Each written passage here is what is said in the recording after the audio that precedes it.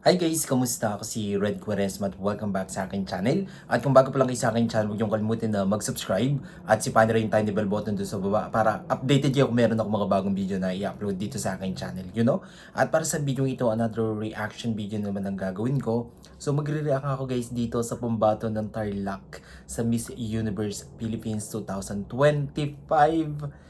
And yeah, sobrang excited na ako guys na mapanood tong mga some of clip video na nakalap ko sa aking social media platform na talagang pinag-usapan ng netizens. So talagang pinusuan ng netizens si Miss Universe Tarlac. And yeah, taga Tarlac po ako. Kaya sobrang proud ako guys na dahil nga isa si Miss Tarlac ang pinag-uusapan ng mga netizens at puro magagandang comments and feedbacks yung mga nababasa ko tungkol sa kanya. So, yan, pinost siya ng Missosology. So, merong clip video dito, mga 1 minute siya guys, panoorin natin. Actually guys, ito, nakita ko na siya sa personal. Nung binibining kan lahi, sobrang ganda niya talaga sa personal. And yan, napaka-charming niya, tapos napaka-humble pa niya. Sobrang bait niya guys sa personal. As in. So wait lang. So, yeah. Grabe trending siya guys eh. No? Actually trending siya. And ang daming mga netizens ang pumupuri sa kanya. Okay? Play natin. Bilang tayo guys ng 3, 2, 1, go. So, here we go.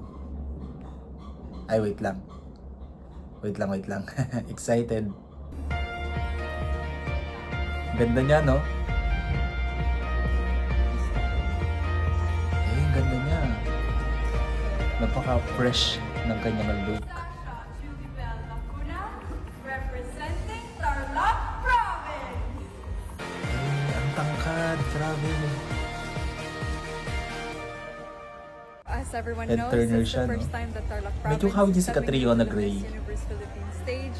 So coming from Tarlac Province, Grabe, I believe sobrang that we ganda can ng represent kanya, ng face card diversity niya. at its best. I believe that I have the art of gratitude. I have the humility to remember where I once came from. Yan, yung lakas I'm ng also pambato an ng easy Tarlac. person to work and Nakaka-proud. collaborate with, and I take every single moment as a learning lesson for the future that has to come for me. Ang ganda ng styling niya, no? Eh, galing ng Tarlac ngayon ah. So, meron pong video guys, panoorin pa natin. Nakaaliw lang ako guys at napapa-proud lang ako na talagang maraming may gusto kay Miss Tarlac ngayon sa Miss Universe Philippines 2025. Isa siya sa mga favorite na kandidata ngayon. So, pinost naman siya ni taga Tarlac Kakung.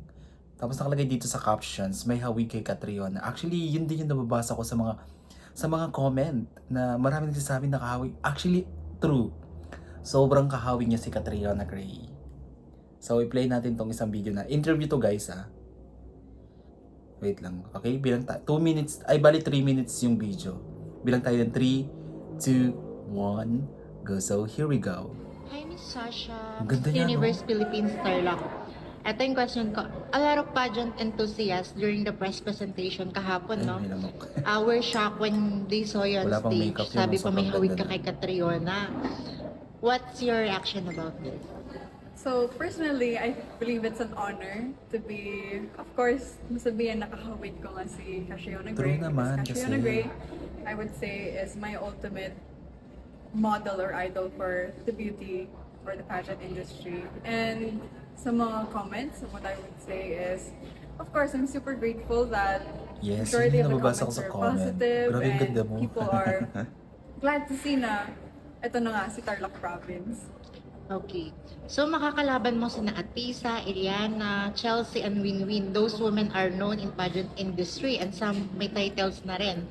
May kaba-kaba somehow na sila yung makakalaban mo? Well, for me, I believe from binibining kanlahi pa lang, I was surrounded by beauty queens who already had a name sa Tarlac and of course, my experience na Yes. from years and years before. So, Support ka being up namin. against these veterans, I think I will take it on a positive note and say na, Yes. since I'm with and around beauty queens who are already best at their field, I believe na magiging positive na rin ito for me since it will help and pull me up then to where they are now. Yeah, I agree with you. Miss Sasha, first time ng Tarlac Province sa MUPH. Nape-pressure ka ba? Oh, first time. Personally, Tapos I grabe think yung... it's an honor again to be the Grabe first yung kwan sa kanya and ng the very tao, first ah. representative for Tarlac Province. So instead of Isa siya sa feeling the favorite, eh. pressure of that title and that wave, I think I'll of course be grateful for every single moment, take every present moment as a learning lesson, and just really enjoy the whole journey since this will Yes, most tama likely naman. be a once in a lifetime Very smart. opportunity to be able to represent, of course, Tarlac to the Miss Universe Ay. Philippines stage. Okay. So, during the press presentation, nagkita-kita na kayo ng mga ibang candidates. Sino na yung mga naging ka-close mo? Oh, me personally, I got to speak with the candidate before me, si Miss Tandag City from Surigao del Sur.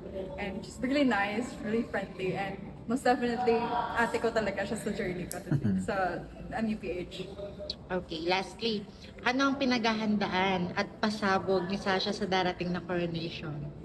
So, hopefully, may upcoming shoots and mapapa-ingay rin po Support natin ang natin ating to. social media since ganun na nga po talaga ang ating branding for MUPH.